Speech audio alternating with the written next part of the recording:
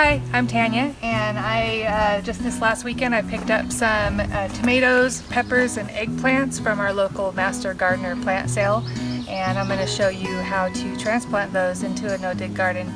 So, and also share just a couple of tips. So I have a bed here that I'm going to do with fruiting plants. So I've got tomatoes, peppers, some eggplants down on the end, and then I'm going to plant a few seeds in that area. I'm doing a little bit of a test this year. I'm doing some tomatoes out in these beds, which don't get the greatest amount of sunlight, but it's protected from deer and whatnot, and then I'm going to do some in the greenhouse.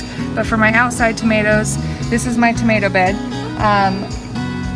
You want to have a strategy for supporting your tomatoes. So what I'm doing is I have 2 rows going down this bed. On the end of each of the rows I've got T-posts, and then I'm going to use some skinny wooden poles to extend these up to about 6 feet. I'll just zip tie them there, and then the tomatoes are going to twine up these strings that get attached to the top, and that's going to support them and keep the fruit off the ground and keep things neat and tidy. So to transplant these tomatoes, I've measured out these strings, and then I'm going to tie a knot in the end, which is going to give it a little bit of an anchoring point. And I'm just going to start here at the end of the row, and I'll show you how we get these in the ground. So this is a no-dig bed. It's just been prepped with a few, about 1 inch or 2 of compost on the top. I don't dig it in. The only digging that really happens in these beds is what digging takes place when you plant seeds, or in this case plant out your transplants. So I've laid these out in the spacing that I want, and then we're just going to dig a pretty minimal hole.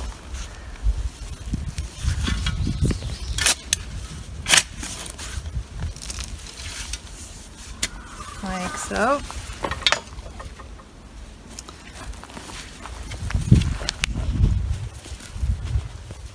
And then I'm going to, so I've got the knot in the string here that gets placed in the bottom of the hole, and that's really all you need to anchor it. I got this tip from Charles Dowding, so if you guys have been doing any no-dig research, you know who Charles Dowding is.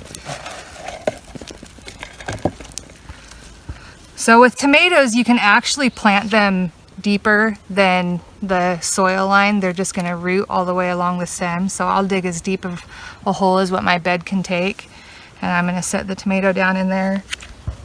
This one's got a bit of greenery coming off the bottom, so I'm going to go ahead and trim off any of the leaves that are going to turn out below the soil line there, and then just fill it back in here.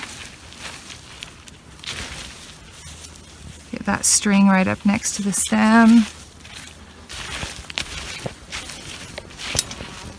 Oh.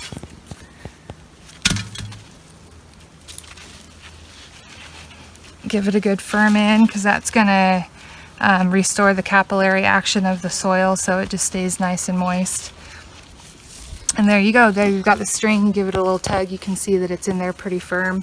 And then once I get my posts, my wooden posts that are going to go up this way, I'm going to zip tie to these T-posts, and then I'll do one more along the top, and then these strings will just get tied up along the top one. And then as the tomatoes grow, they're going to twist around these twines, and it's going to keep everything nice and easy to get to. And that is basically it. I'm going to water these in, and I'm going to plant the rest of them, and then I'll water them in. But you transplant the same pretty much for tomatoes or the peppers, the eggplants. I don't provide support for the peppers.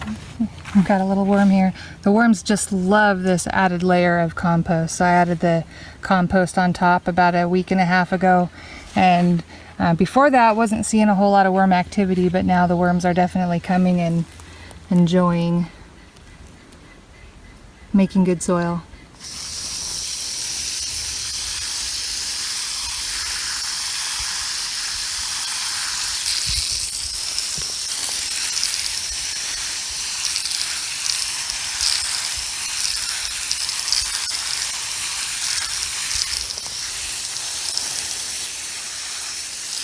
Okay, so we got all the tomatoes planted. I gave them a really good watering, and now we're just gonna let them rest and start to grow.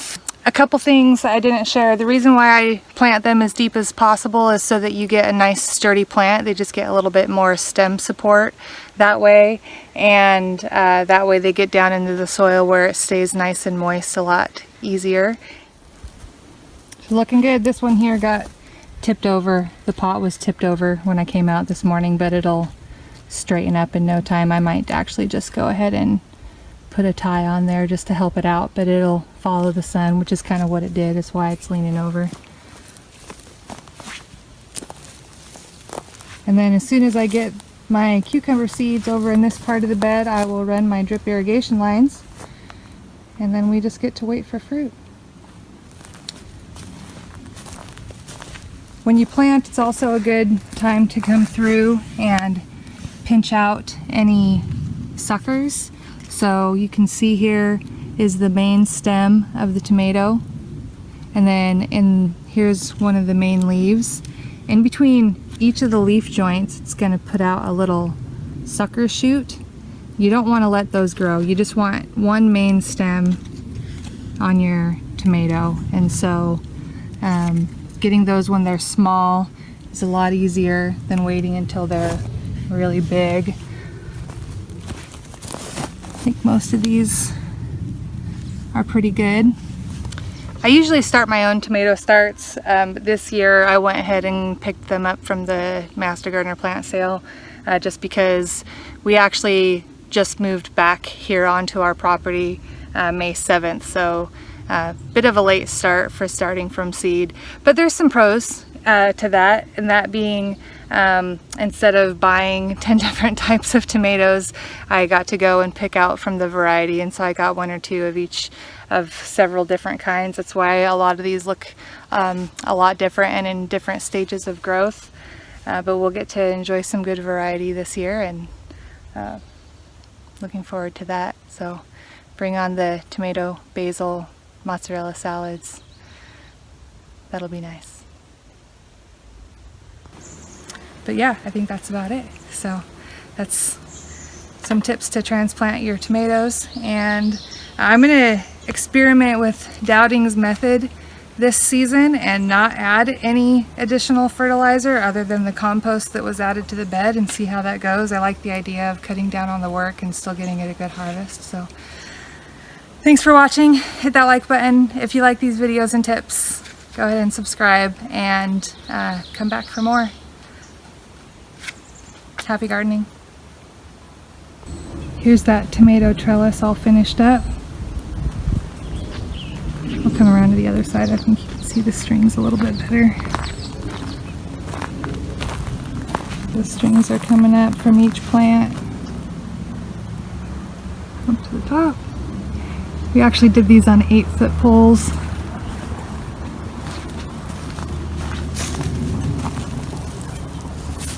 So T-posts in the ground with just straight, oh shoot, we call them pecker poles.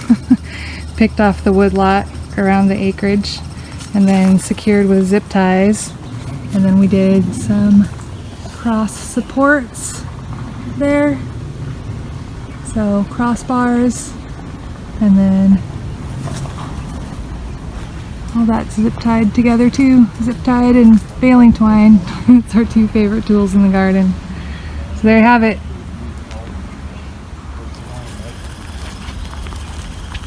Grow, babies, grow.